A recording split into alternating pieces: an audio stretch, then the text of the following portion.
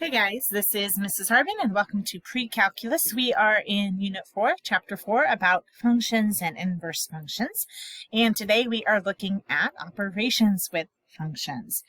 Before we get into more difficult operations and difficult concepts, let's just start with some basics. We spent 4.1 reviewing functions. I'm talking about how we can describe those functions using interval notation and words like increasing, decreasing, non-increasing, non-decreasing, monotonic, and strictly monotonic. And we very quickly went over how to show closed and open intervals using square brackets and parentheses. Today, let's talk about some operations. Now, hopefully when you hear that word operations, you know exactly what we're talking about. The four basic operations of addition, subtraction, multiplication, and division. Now, there are more than just those four operations. We're going to take a look at this 4 plus a fifth operation that we can do with functions. This should be a very brief, quick video. Most of it should be logical, common sense, not a lot of new vocabulary, just some examples and maybe some new ways of looking at functions that you have never looked at them before. So let's take a look at our objective for today. By the end of today, you will add, subtract, multiply, and divide functions. There are those four basic operations, and also find composition of functions. And that is that new operation that we are going to take a look at today.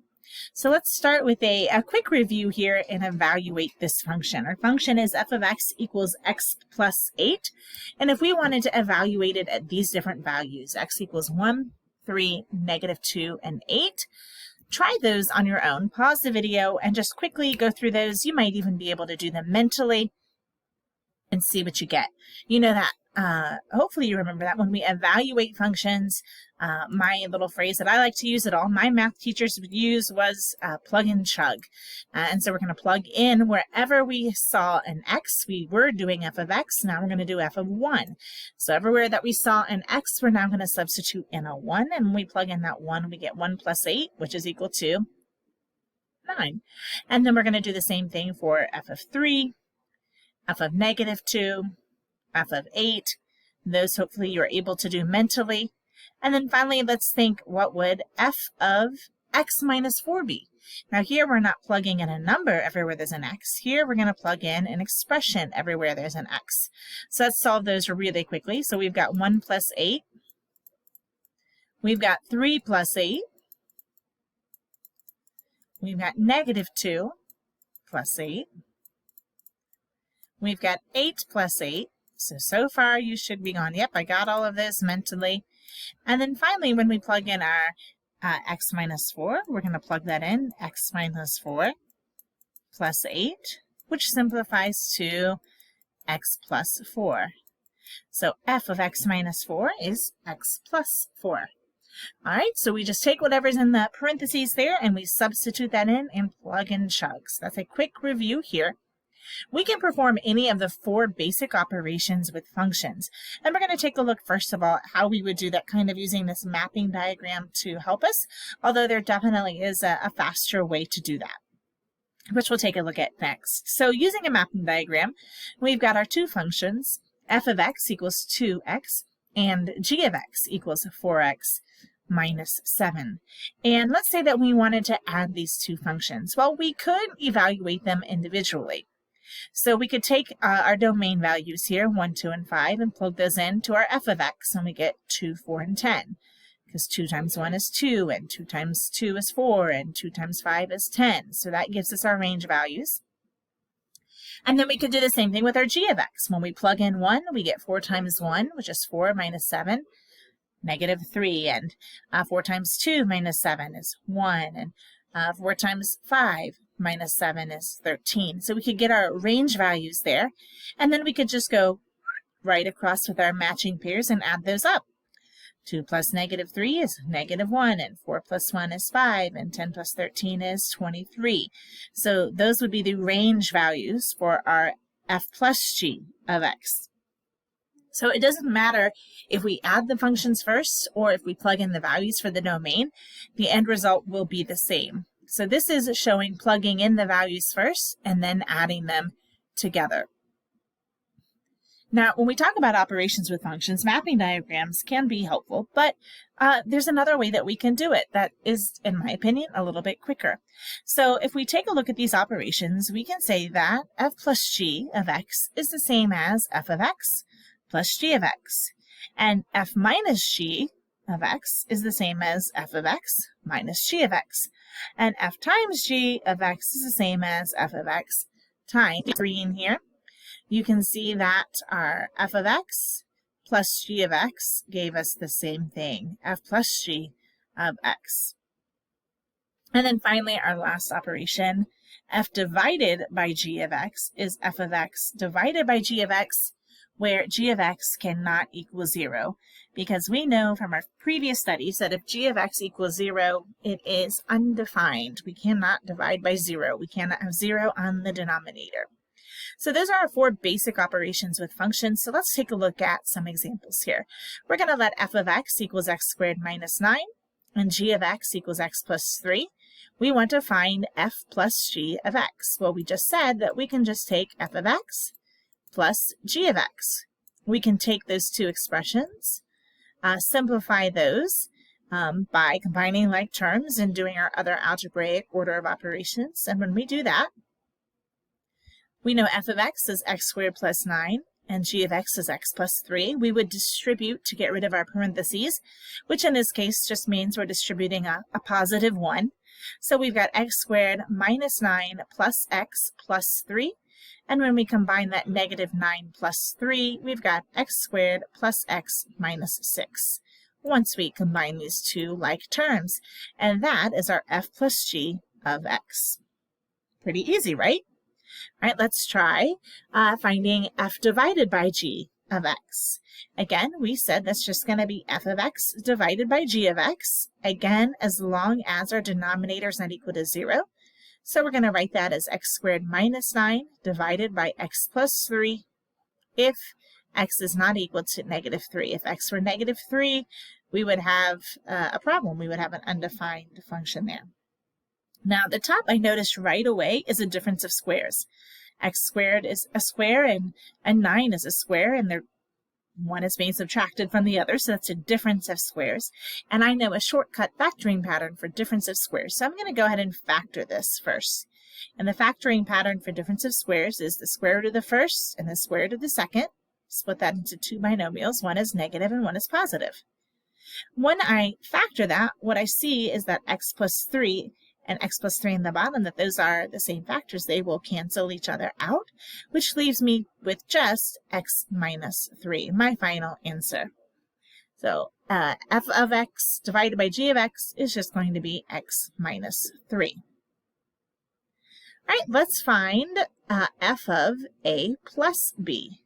Now this one is not f of x plus g of x or f plus g of x. This is f, still just looking at now one function, but it's giving us something different to plug in. Now, instead of plugging in x, we're going to plug in a plus b. So we're going to use that function, 5x minus 7, but everywhere we saw an x, we're now going to plug in a plus b. So we get 5 times a plus b minus 7. We'll then distribute our 5 and get 5a plus 5b minus 7. From there, we don't have any like terms, so that is our final answer. All right, let's let f of x equal 5x minus 7 and g of x equals x squared plus 3x minus 2, and find g of 4a. So again, we're not adding or subtracting, multiplying or dividing. Here, we're just plugging something in. We're making a substitution, and we're substituting into the g function, and instead of x, we're going to substitute in 4a. So everywhere I see an x in the original function, I'm now going to put a 4a. That will look like, instead of x squared, 4a squared. Instead of 3 times x, 3 times 4a, and then minus 2. Please notice that parentheses have been used when we substitute. Always use parentheses when you substitute to protect your negatives, to make sure you don't confuse yourself and think this is a 34a. Use parentheses when you substitute. From there, let's go ahead and simplify. 4a squared gives us 16a squared. 3 times 4a is 12a, and then minus 2. There are no like terms, so that is going to be our final answer. All right, and let's take a look at one more substitution. Instead of adding or subtracting, multiplying, or dividing, we're just going to substitute x squared minus 9 into our f function. So where we originally had 5x minus 7, we're now going to have 5, and then substitute in x squared minus 9 minus 7. From there, we'll distribute the 5, and so we get 5x squared minus 45 minus 7. And then we can combine like terms. Negative 45 and negative 7 becomes negative 52. All right, so we've taken a look at adding, subtracting, multiplying, and dividing functions. We just substitute in and we perform the operation accordingly. We've also looked at functions where we're separating or where we're substituting in more than just a number. We're actually substituting in another expression, or maybe even another function. That leads us into our fifth operation. Our fifth operation on functions is called composition. And this is where a function is substituted into another function. Kind of like what we just did, where we substituted x squared minus 9, which could be a function, into another function. It's going to be written this way, and this is a symbol that might be new. G with this little kind of open small circle, f, or it might be G parentheses f of x. And this is going to be read as the composite of G with f, or G composed with f. And I will probably say it this way more than the other way. Just thinking about my habits, what I tend to say, and I think I tend to say G composed with f.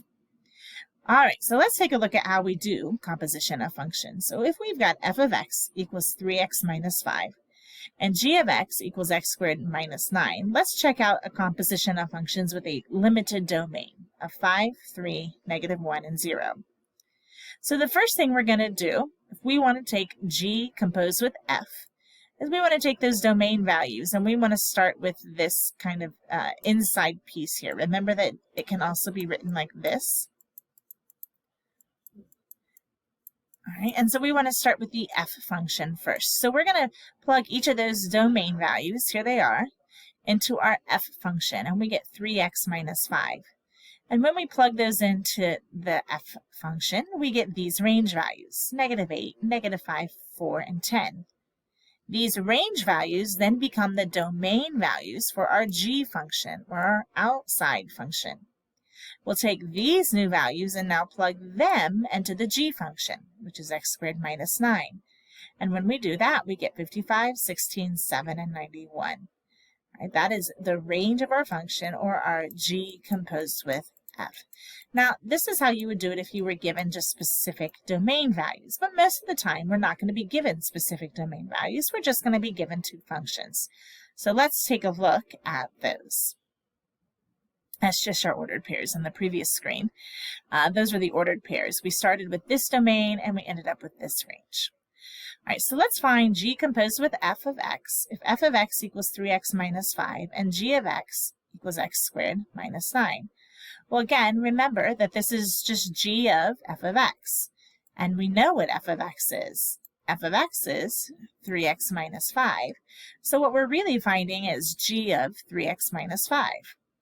Everywhere that we previously saw an x in the g function, we're now going to substitute in a 3x minus 5.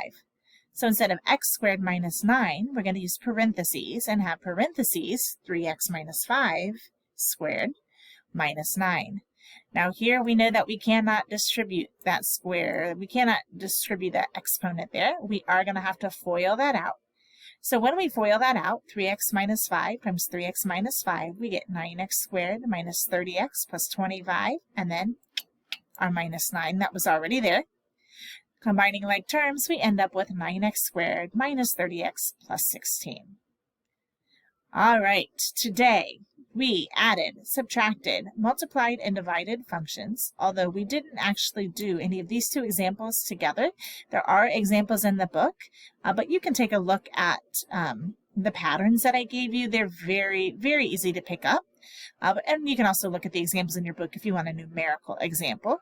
We also found compositions of functions, essentially plugging one function into another function, like f of x into g of x. Remember to use parentheses when you substitute and distribute to get rid of parentheses. Have a great day, guys. If you have any questions, be sure to ask me next class.